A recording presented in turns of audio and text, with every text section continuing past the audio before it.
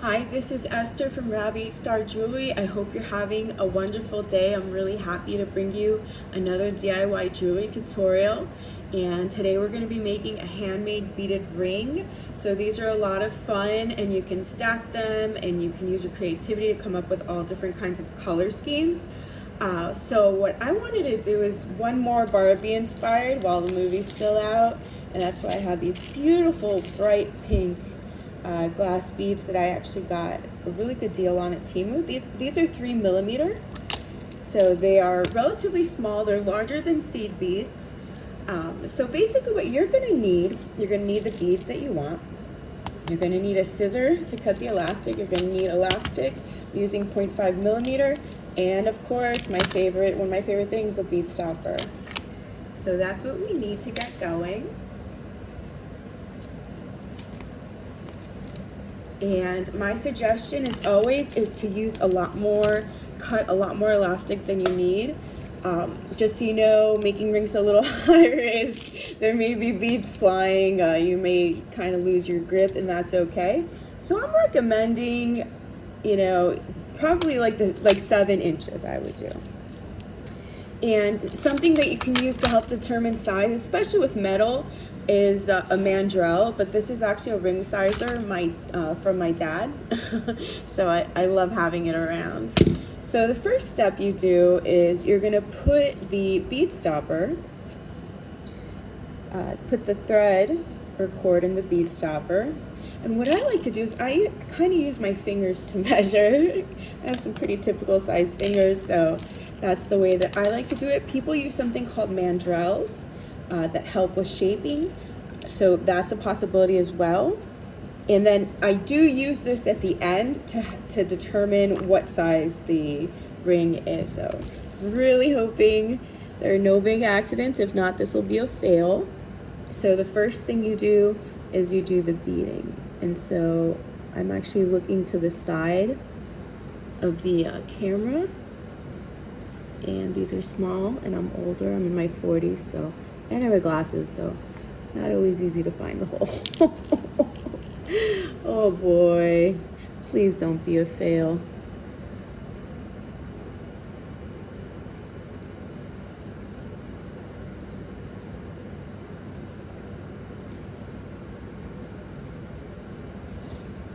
Yeah, I'm struggling to see the hole for these beads.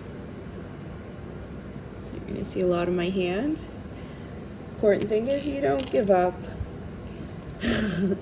So here I am. Hopefully I get the hang of it.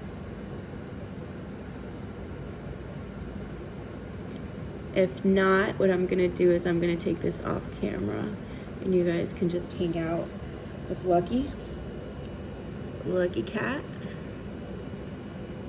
Yeah, this is okay. Well, I guess I can do it one at a time. I guess this is where you have to have a lot of patience and determination when things get difficult. So, but we're on this journey together. So you just keep going until you reach your goal and what you want to do. And for me, it's to show you how to make this ring.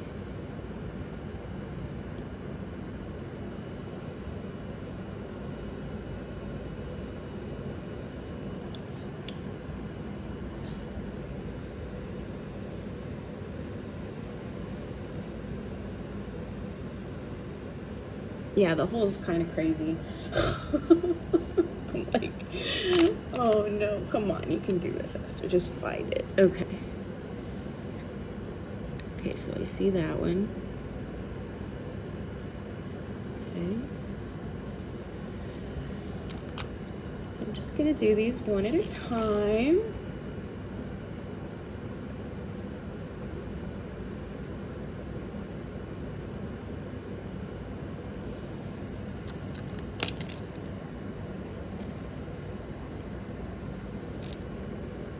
And I do have a little bit of a ways to go, but I really like the color of these beads. And this is also a good way, like if you have extra seed beads, this is a great way to make use of them by making these like ring stacks.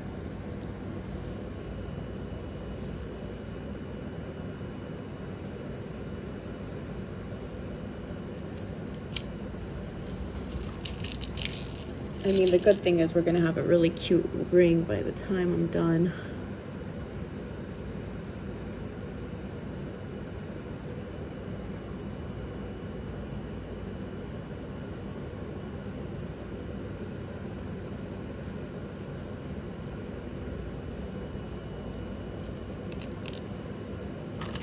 And you just continue to bead. And it's taking me some time. I think part of it's the lighting, that I'm having a hard time seeing the hole for the elastic to go through, so I'm struggling a bit, but I'm working on it.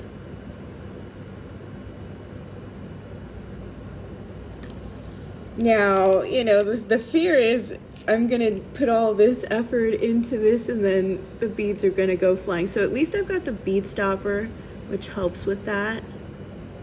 And I do apologize. Probably all you're seeing is a real up close of my thumb, but that's okay. Here's where we're at. Still got a ways to go.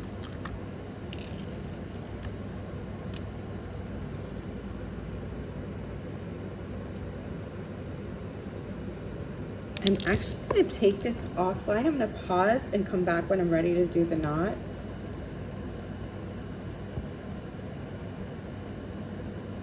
Okay, maybe I can't. Learn something new every day. Okay, so this might not go on TikTok because it's longer.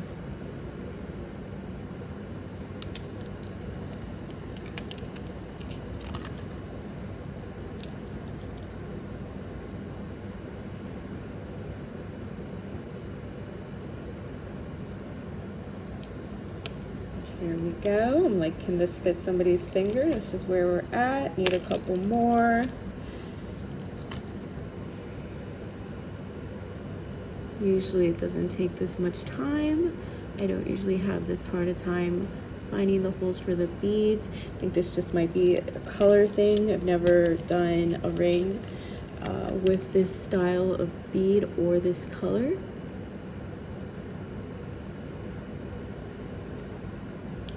But you get used to it, and so that just means I should do this more often. That's all. And so what happens sometimes, because a lot of these beads are dyed, you'll see a little bit of color might come off, like especially on the elastic over time. Okay, so here we are. Can this fit someone? This is really cute. I think it was worth the pain. I'm just gonna go for one more. Maybe two more if I have the time.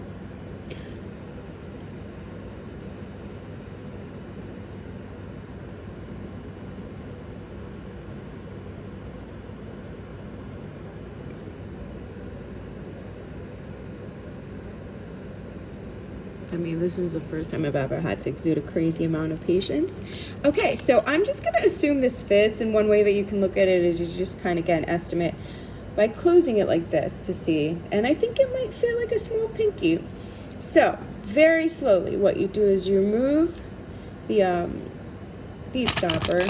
You want to have plenty of room on each side to make the knots, and that's why I highly recommend having plenty of elastic to work with. Also, it's not very expensive, and you just keep knotting. I do a triple knot, and so okay, so it's a little trickier. If you look at that, that's not going to work. Okay, so let me remove that part, and then let's see what happened here. So this isn't going to make it on TikTok, but I can live with it. Kind of have to show you the stuff that happens when things go wrong, and so I'm just going to reverse what I did. I'm going to put my thing down, flip it, and reverse it. I love Missy Elliott. And now I'm going to close this back up. Yeah, you can tell it's a 90s teenager. All right, so I'm going to close this back up. You got to be more careful with this type of bead because the elastic will like get stuck. So I learned that, and you got to be really careful that the knot goes where it's supposed to. So now I know that, and so I've learned it. So I'm going to tighten this knot, and then I'm going to do a third one, possibly a fourth one. Because it's such a narrow space and I use small beads, most likely the knot will continue to show. Yeah, I think so. And so I just like to really reinforce the knot. And I'm gonna go ahead, Since it's small, I like to do 4 knots, but if you tighten enough. And then it's important to know that where the bead stopper was is going to be sensitive, so you don't want it to be any part of the knot. In fact, you're better off having that clipped off. The last step is just cutting, and so I like to stretch when I cut to kind of add a little bit of reinforcement to the knot. Oops, not too much. And then I make that cut. So it's the cut's a little bit thicker than I normally do, and it's not gonna hide, which is okay. But here we go. I think it was worth it. Now, of course, you can trim the knot, but I'm not gonna do that for now. I'm actually really happy I was able to get this done. So here's what the Barbie ring looks like. It's super cute, great for stacking. Another thing that you can do is put like a pearl bead or something that looks a little different. So it kind of looks like a jewel ring. I think that would be a lot of fun. And then the other thing you can do, you can use larger beads so that you can hide the elastic. But yeah, I'm super happy to be able to share this fun how to make a beaded ring tutorial with you. I wish things had gone more my way and I could see better the hole, but these things happen. I hope you've enjoyed this tutorial. Again, it's a great way to you get rid of old seed beads or just beads from broken stuff. It's another great thing to do too. These beads I got a really great deal on Temu. You can see my link in my posts. I hope that you found this challenging, a little upsetting, but nonetheless fun and cool tutorial on how to make a beaded ring. Don't forget to like, follow, subscribe, and don't give up on your jewelry making projects. They will get done eventually. It's like this ring.